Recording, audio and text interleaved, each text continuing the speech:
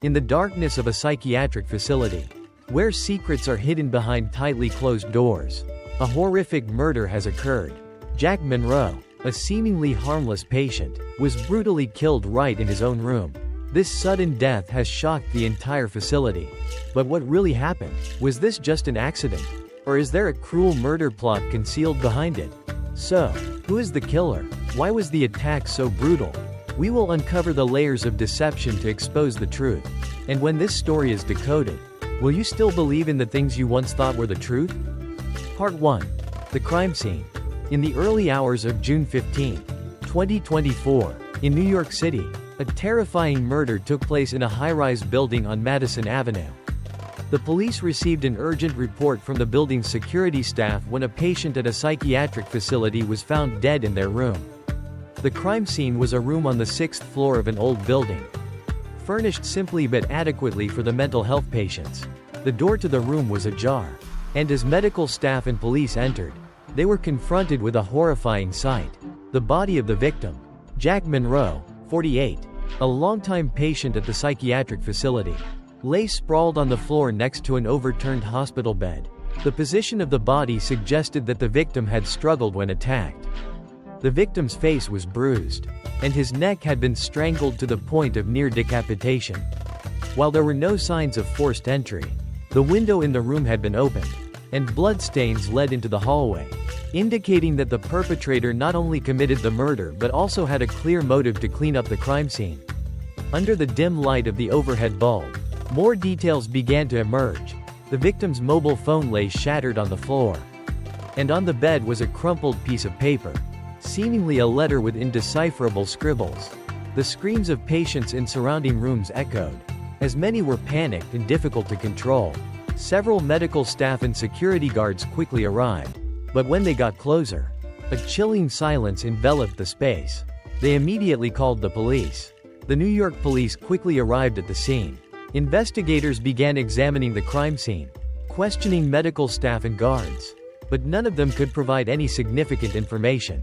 They all admitted to having heard no unusual sounds before receiving the report about the incident.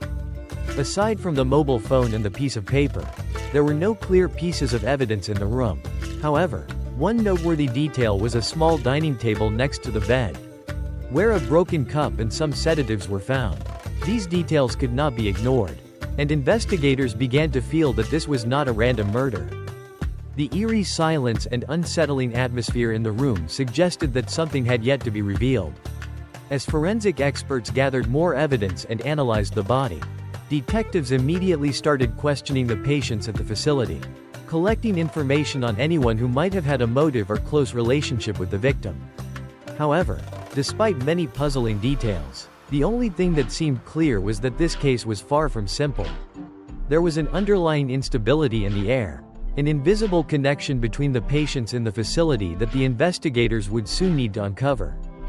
Fear and tension began to spread through the facility, as everyone started to doubt the safety of their own lives in the building. Part 2.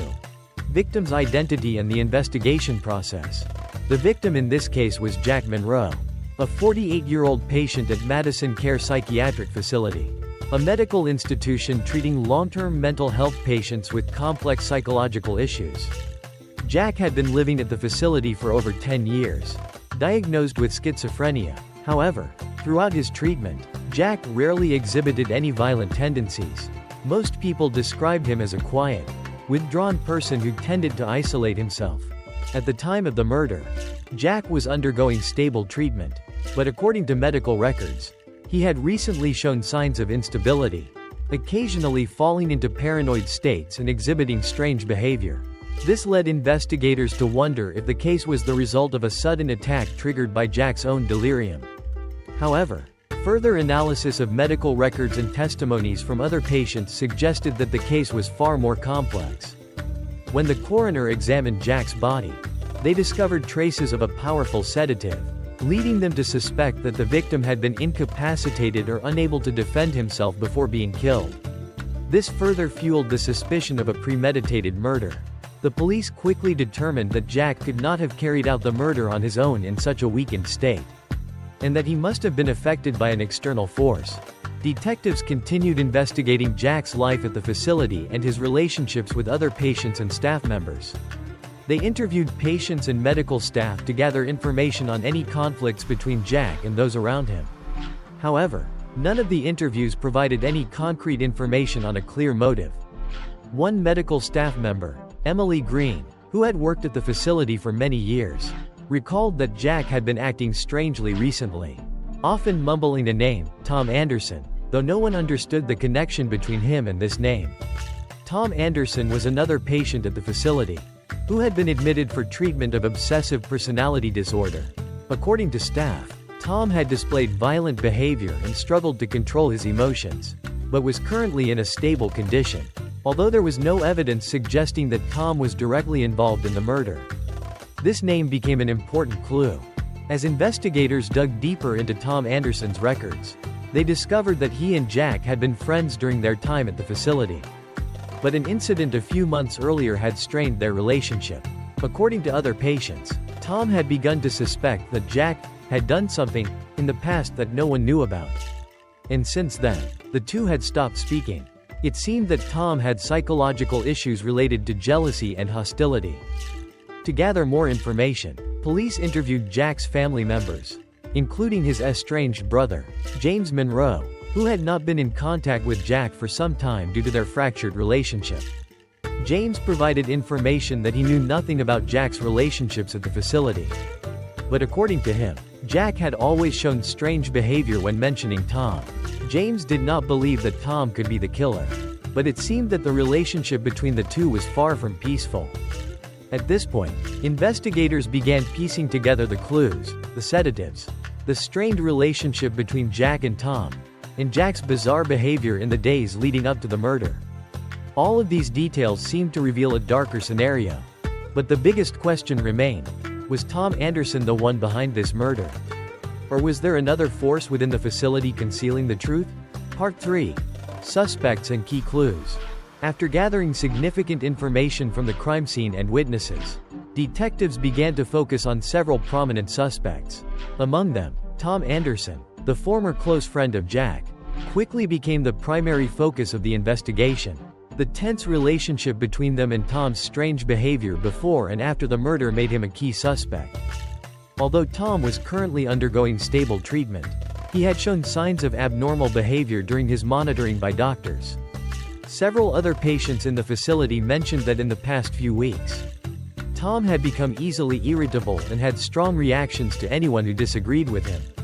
Particularly, there was one instance when Tom and Jack had argued in the facility's courtyard, during which Tom uttered a cryptic remark: "If it weren't for you, I wouldn't have to suffer anymore."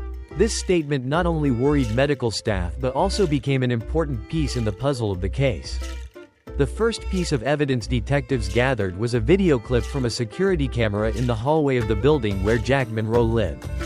The video shows Tom Anderson walking past Jack's room on the night of the murder. Although the video did not capture Tom's actions inside the room, it clearly shows him standing at the door for a long period, seemingly waiting for the right moment. This only increased suspicions about Tom's role in the murder. More importantly, when Tom's room was searched, police discovered a key piece of evidence: a white towel with bloodstains hidden in a drawer.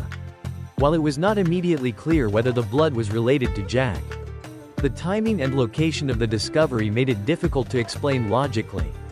Additionally, a bottle of sedatives was found in Tom's room, nearly identical to the medication that had been prescribed to Jack before his death. However, Tom denied any involvement, claiming that he had no knowledge of the towel or the medication. Besides Tom, another suspect emerged: Emily Green, the longtime medical staff member at the facility. Emily had worked at Madison Care for over 15 years and was known to have a relatively close relationship with both Jack and Tom. Several patients in the facility revealed that although Emily always appeared gentle and attentive, she had acted strangely in recent days, particularly when interacting with Jack.